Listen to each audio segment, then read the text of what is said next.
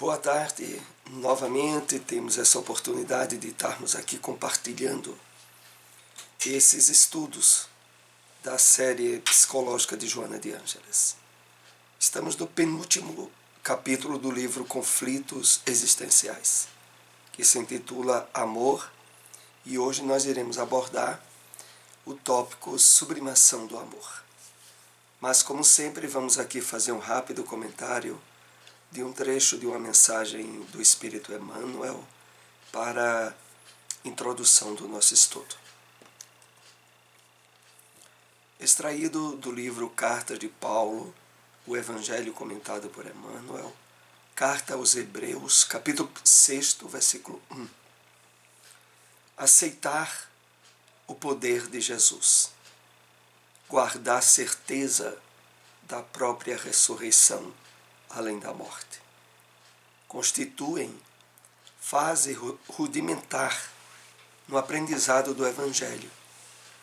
Praticar as lições recebidas, afeiçoando a elas nossas experiências pessoais de cada dia, aliás, as lições recebidas, afeiçoando a elas nossas experiências pessoais de cada dia, representa o curso vivo e santificante. Nesse pequeno trecho da mensagem aos Hebreus, importantes aspectos aqui para comentarmos. É claro que no entendimento espírita, a certeza da própria ressurreição além da morte é uma referência à ressurreição do corpo espiritual, né? Aquele no qual todos nós preservamos a nossa individualidade depois da morte física. E Emmanuel refere-se a dois aspectos: aceitar o poder de Jesus, poder transformador, guardar a certeza da ressurreição, da imortalidade da alma, constituem fase rudimentar, fase referente aos elementos primários, mais simples, no aprendizado do Evangelho. E ele, em seguida, diz por que devemos considerar assim. Porque praticar as lições recebidas, afeiçoando a elas nossas experiências pessoais de cada dia, representa o curso vivo e santificante. E nesse último aspecto a que Emmanuel nos convida a refletir, vemos nele um aspecto de esforço de autoburilamento, de melhoramento, de aperfeiçoamento espiritual, que tanto se dá no período em que estamos encarnados, como continua no plano espiritual. E por isso é que a esse aspecto Emmanuel nos convida a um verdadeiro destaque para a reflexão. Que possamos, o quanto antes, diante da experiência encarnatória que estamos tendo, o melhor aproveitamento possível no esforço da vivência cada dia. E, por último, o que queríamos aqui destacar é quando Emmanuel usa o direcionamento na afeição, afeiçoando a elas nossas experiências pessoais, as lições recebidas do Evangelho. É imprescindível que nos sensibilizemos ao conjunto de orientações que o Evangelho traz para nós, como sendo os caminhos que nos planificarão de felicidade e de paz, e para os quais é preciso nos envolvermos, nos sensibilizarmos, muito mais mesmo do que obedecer. A questão aqui transcende a obediência. É estabelecermos afeição, sentimento. Vamos assim para o nosso tópico dessa tarde, sublimação do amor. O incomparável psicoterapeuta Jesus bem definiu o sentido do amor ao explicar-se ele o fundamento essencial a uma existência feliz. Conforme a excelente síntese, amar a Deus acima de todas as coisas e ao próximo como a si mesmo. Joana de Ângeles inicia para nós algumas reflexões nesse tema, nesse primeiro parágrafo que servirá de abertura para entendermos essa sublimação do amor que ela nos aponta. Primeiramente, referindo-se a de que Jesus, como um psicoterapeuta mais elevado, definiu para todos nós o sentido do amor como fundamento essencial a uma existência feliz. É porque aqui é preciso percebermos o amor na infinidade que o termo alcança, principalmente aquele que inicia-se decorrente da vivência das leis divinas e que desencadeia normalmente para cada um de nós as possibilidades de felicidade real. Então vejamos essa sequência. Amor, existência feliz, vivermos felizes, harmonia com as leis divinas, amar a Deus acima de todas as coisas e ao próximo como a si mesmo. É exatamente nesse caminhar em conjunto em que, de fato, podemos vivenciar nos mais variados aspectos o amor e, desse modo, trazermos como consequência natural para a família, para o trabalho, para a vida social, para a vida religiosa, esse estado de plenitude íntima que é decorrente do nosso esforço de harmonia com as leis divinas. Somente é capaz de amar a outrem aquele que se ama. É indispensável, portanto, que nele haja o auto-amor, o auto-respeito, a consciência de dignidade humana, a fim de que as suas aspirações e metas sejam dignas. Aqui nós vamos entendendo mais a perspectiva em que Joana vai trabalhando essa temática referente à sublimação do amor. Então, primeiramente, ela diz, olha, não pense que você é capaz de amar alguém se você não estiver trabalhando o auto-amor, o auto-respeito, a autoestima, a partir de você mesmo.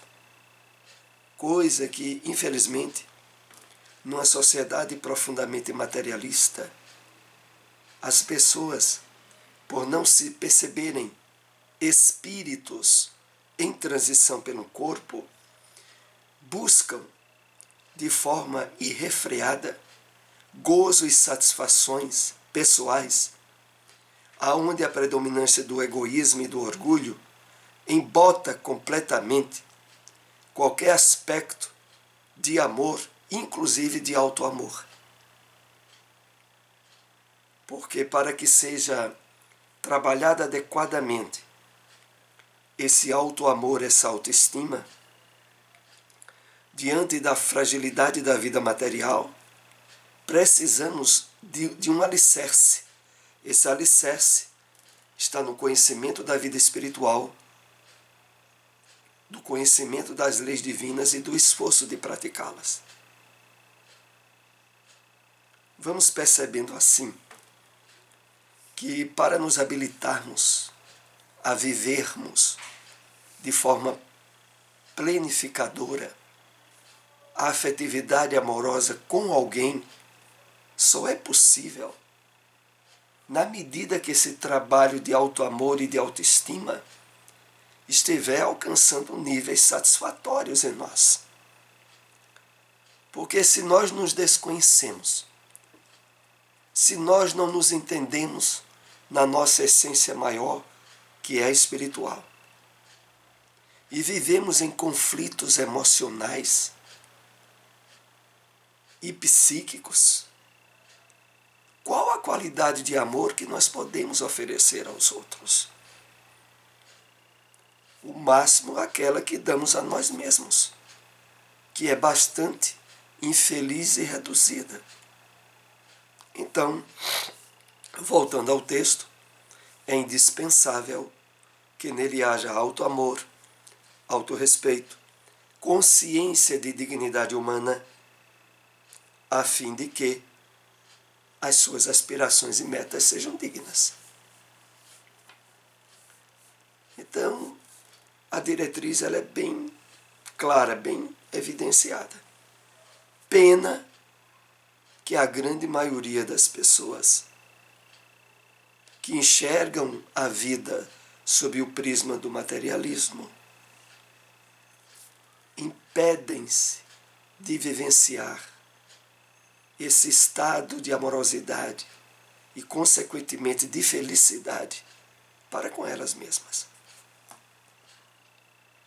Amando-se a si mesmo, o indivíduo amadurece os sentimentos de compreensão da vida, de deveres para com a autoiluminação, de crescimento moral e espiritual, exercitando-se nos compromissos relevantes. Então, estabelecendo as diretrizes para o autoconhecimento, por consequência, para o autoamor, para o autorrespeito, o indivíduo amadurece os sentimentos de compreensão da vida, de deveres para com a autoiluminação. E aqui é importante lembrar que essa autoiluminação, ela só vai estar, de fato, sendo expressa em nós no nível de entendimento e de sensibilidade com o esforço de vivência daquilo que aprendemos a respeito da vida espiritual, da imortalidade da alma e das leis divinas.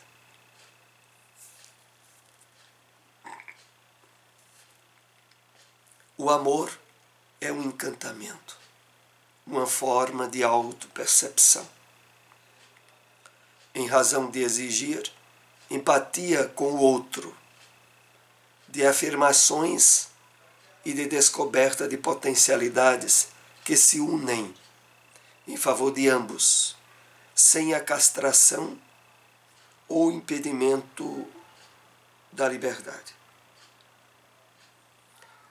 Aqui Joana começa a tratar enfoques mais sutis, que é necessário estarmos atentos na vivência do amor, e aqui inclusive da afetividade amorosa entre os casais.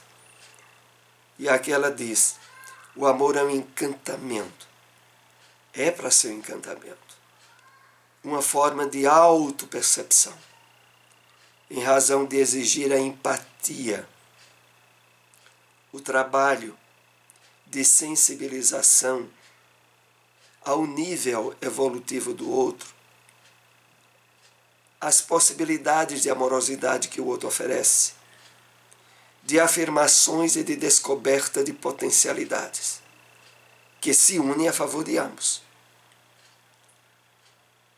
Então, é para naturalmente acontecer o seguinte: nas relações afetivas, aonde se deu prioridade ao autoamor, à autoestima, aqueles que passam a conviver juntos, estabelece uma troca, uma sinergia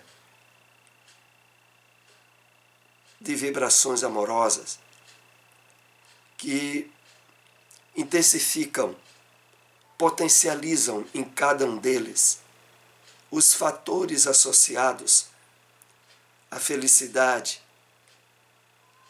à harmonia. E é natural que, por consequência, não haja castração ou impedimento de liberdade.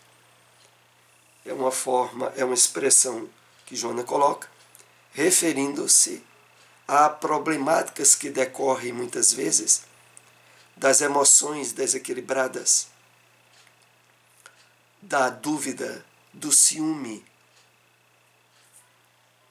de se tentar cessear a liberdade um do outro. Aonde a afetividade plena vai se estabelecendo, a consequência natural é um nível de paz, de harmonia e de confiança, consequentemente, que preenche ainda mais a qualidade da afetividade daqueles que estão vivendo essa relação. Quando os pais exigem que os filhos os amem, considerando o sacrifício que fizeram para os educar, as renúncias que se impuseram, a fim de que fossem felizes, esse não é um sentimento de amor, mas de retribuição. Aqui nós somos chamados a fazer reflexões em termos da afetividade de cobrança que muitas vezes se verifica, se estabelece nos relacionamentos entre pais e filhos. É fundamental que o amor, nos seus mais variados aspectos, amor entre cônjuges, amor entre irmãos, amor de pais para com os filhos, é imprescindível que a vivência própria desses variados aspectos do amor, por si só, causem plenitude. Sem haver aberturas para cobranças, nem exigências, caso não se verifique a espontaneidade recíproca. É claro que para aqueles pais que já estejam trabalhando consigo mesmos, o alicerce básico, como vimos, do auto-amor, da autoestima, do autoencontro, fatalmente não gerarão expectativas de retribuição à sua amorosidade. Porque, na verdade, já se sentem suficientemente plenos no amor que compartilham e que doam aos seus filhos. Então, se nos percebermos como pais que acompanham exigindo afeto e retribuição dos filhos, precisamos trabalhar nossa espiritualidade, nossa autoestima, nossa percepção dos valores espirituais em nossa vida. Porque, como Joana aqui coloca, não tem cabimento essa cobrança. Ou ela surge a retribuição, a gratidão espontaneamente e naturalmente, ou não deve ser cobrada. E se isso estiver nos incomodando, busquemos nos conhecer melhor, nos espiritualizarmos mais. Algo não está bem e não é com os filhos, é conosco.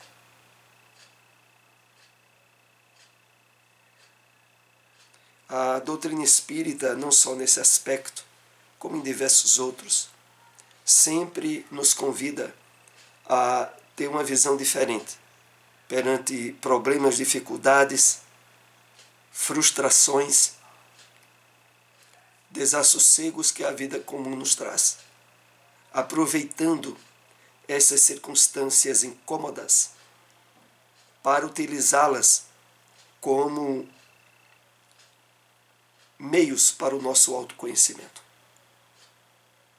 para a percepção espiritual melhor da vida por nós.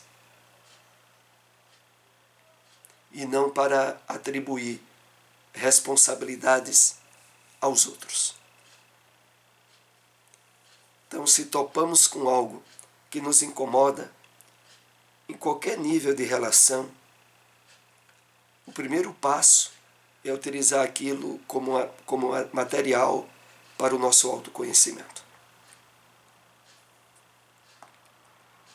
O amor é espontâneo, além do natural dever de amar os pais e os familiares. Ele deve brotar em forma de ternura e de emoção felicitadora, para que se não converta em pagamento. Então, o amor, para de fato se expressar com legitimidade, ele tem que se estabelecer espontaneamente.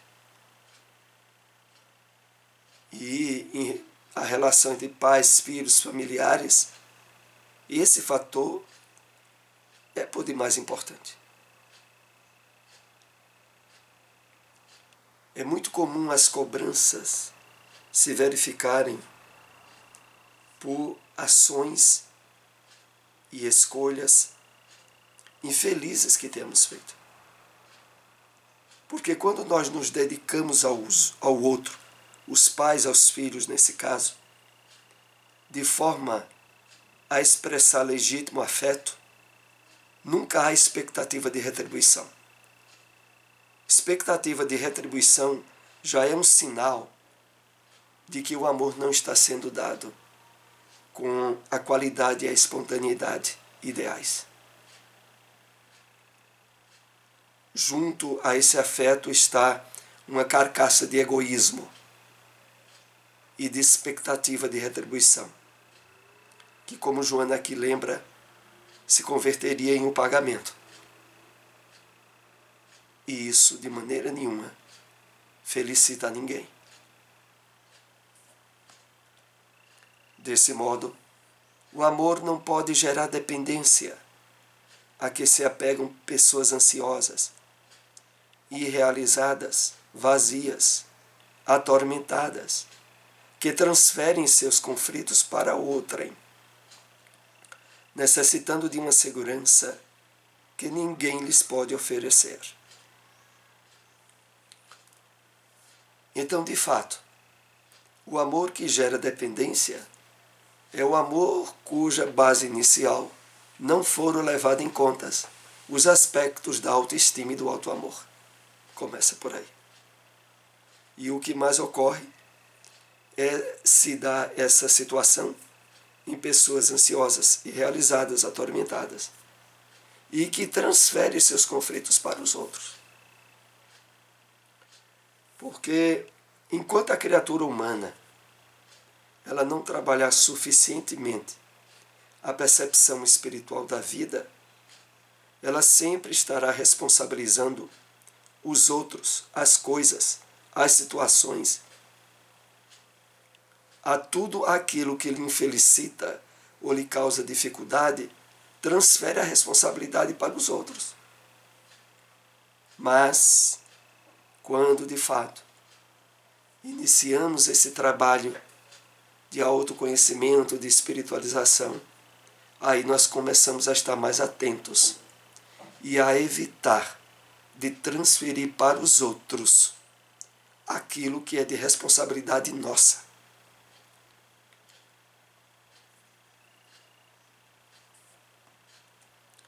Mediante essa conduta, a relação afetiva adquire quase um caráter comercial, de trocas e de interesses, na busca da satisfação de desejos e de incompletudes, alcançando o lamentável estado de masoquismo. Então, essa conduta, aonde o campo da cobrança, do reconhecimento, da dependência do outro, vai ganhando maior profundidade, vai traduzir-se nessa consequência, um caráter comercial de trocas e de interesses, na busca da satisfação de desejos e de incompletudes. Então, o roteiro básico, que inclusive iniciamos aqui essas considerações, o roteiro básico para que a vivência do amor seja compartilhada de forma a traduzir-se em felicidade, só é possível quando o seu início se dá no trabalho do autoconhecimento, do autoamor, né, da autoestima. A partir daí é que as demais sequências de completude para o amor irão se verificar.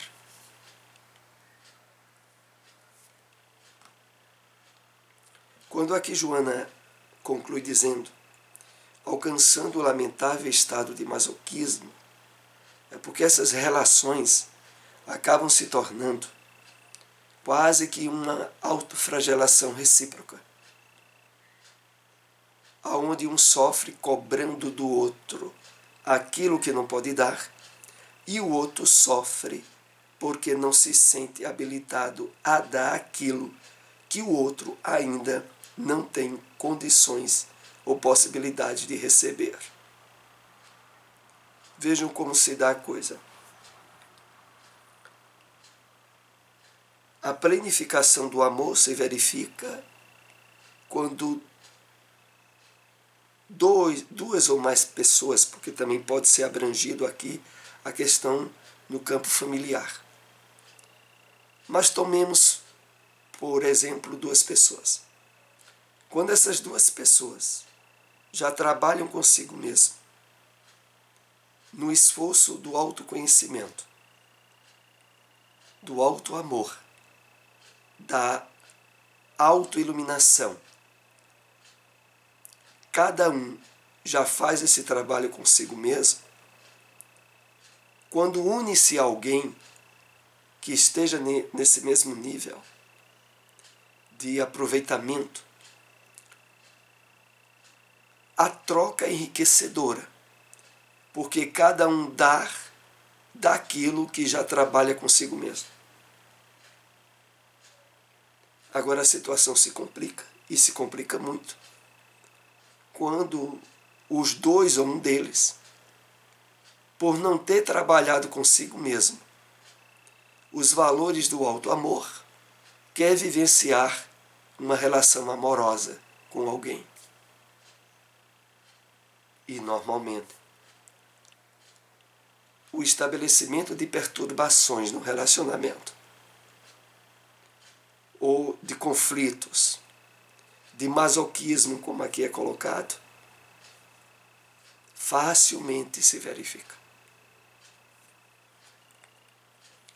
O amor é característica definidora de condutas fortes, de indivíduos saudáveis, e não daqueles que se dizem fracos, necessitados, porque nada possuindo, infelizmente, não tem o que dar, esperando sempre receber.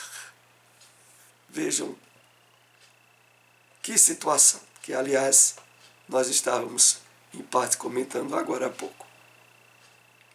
Mas primeiro esse aspecto é que amor vivenciado de forma plena e felicitadora é característica de condutas fortes, de equilíbrio emocional, espiritual, de indivíduos saudáveis, e não daqueles que se dizem fracos, necessitados, desejosos de alcançar, de encontrar alguém que os ame, quando eles mesmos não amam a si mesmos, não se percebem como espíritos imortais, merecedores de vivenciar e de expressar o amor.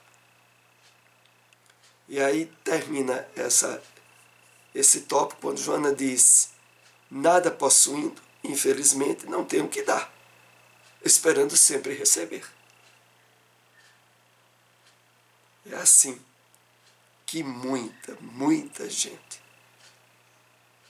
tem se conduzido na sua experiência encarnatória,